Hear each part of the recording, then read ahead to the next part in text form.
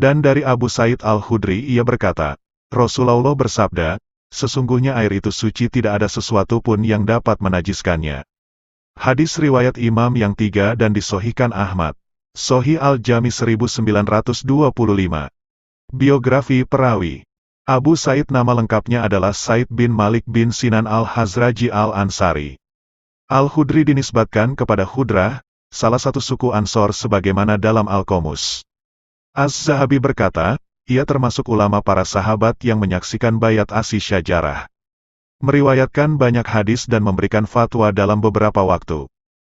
Beliau penghafal hadis Nabi Shallallahu Alaihi Wasallam, dan banyak periwayatannya. Beliau mulai ikut berjihad bersama Nabi Muhammad Shallallahu Alaihi Wasallam saat berusia 15 tahun dalam peperangan Bani Mustalik. Beliau wafat pada tahun 74 Hijriah dalam usia 86 tahun. Sekelompok sahabat meriwayatkan hadis darinya. Ia memiliki 84 hadis dalam As-Sahihain. Tafsir hadis. Hadis ini diriwayatkan oleh perawi yang 3, yaitu para penyusun kitab As-Sunan selain Ibnu Majah, sebagaimana yang sudah diketahui, dan disahihkan oleh Ahmad. Dalam Mukhtasar As-Sunan, Al-Hafiz Al-Munziri berkata, sesungguhnya sebagian mereka mengomentarinya dan diceritakan dari Imam Ahmad bahwa ia berkata, hadis sumur budo as-sahih. At-Tirmidzi berkata, ini hadis Hasan Sahih. Abu Usamah menganggap baik hadis ini. Tidak ada hadis Abu Said mengenai sumur budoah yang lebih baik dari yang diriwayatkan oleh Abu Usamah. Hadis ini diriwayatkan lebih dari satu jalur dari riwayat Abu Said. Berikut hadisnya. Abu Said Al-Khudri radhiyallahu anhu meriwayatkan bahwa Rasulullah Shallallahu Alaihi Wasallam ditanya dengan pertanyaan, wahai Rasulullah, apakah kami boleh berwudu dengan air dari sumur budoah? Yaitu sumur tempat terbuang, secara tidak sengaja, kain sisa kotoran haid, kotoran berbau dan bangkai anjing.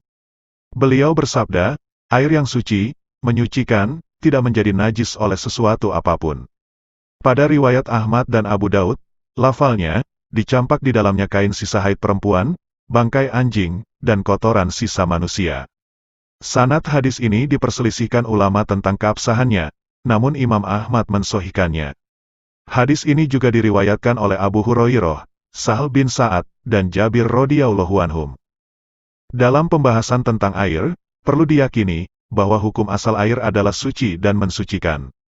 Hukum itu berputar di sekitar ilatnya, ada atau tidak.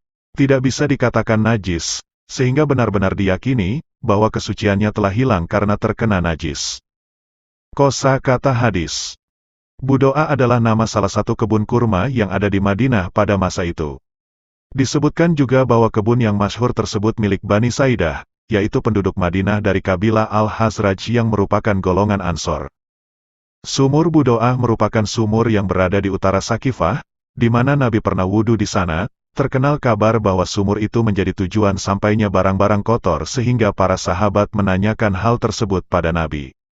Baginda Nabi menjawab, air tidak ternajisi oleh sesuatu, karena kenyataannya, sumur Budoa itu, airnya banyak dan tidak ada sesuatu pun yang berubah darinya, baik warna, bau atau rasanya, karenanya airnya tetap suci. Makna hadis. Ketika hadis ini dibaca secara sepintas, mungkin terlintas di benak pembaca hadis tersebut, bahwa ada suatu kebiasaan yang disengaja oleh orang-orang yang tinggal di sekitar sumur untuk membuang kotoran ke dalamnya. Tentu ini adalah suatu prasangka yang tidak tepat. Menjaga sumber mata air dari kotoran adalah perilaku mulia manusia di setiap zaman, apapun agamanya. Apalagi, generasi sahabat Nabi Muhammad yang merupakan generasi pilihan dan terbaik dari semua pengikut agama dan jamaah kaum muslimin. Air adalah sumber daya alam yang paling berharga dan amat dibutuhkan di negeri mereka. Kondisinya sebenarnya adalah sumur Budoah terletak pada dataran yang rendah. Ketika hujan turun, dan pasir tidak menyerap air hujan dengan maksimal, air menyapu kotoran-kotoran tersebut dari tempat pembuangannya kemudian terjatuh ke dalam sumur tersebut. Karena volume air yang banyak, kotoran tersebut tidak mempengaruhi dan mengubahnya, baik warna, aroma dan rasa. Rasulullah menjelaskan bahwa air yang volumenya cukup banyak, disertai dengan debit air yang tinggi apalagi jika dalam aliran yang deras, jika bersentuhan dengan najis, tidak serta-merta menyebabkan sumber air tersebut menjadi najis, selama tidak berubah aroma, rasa, dan warna air tersebut.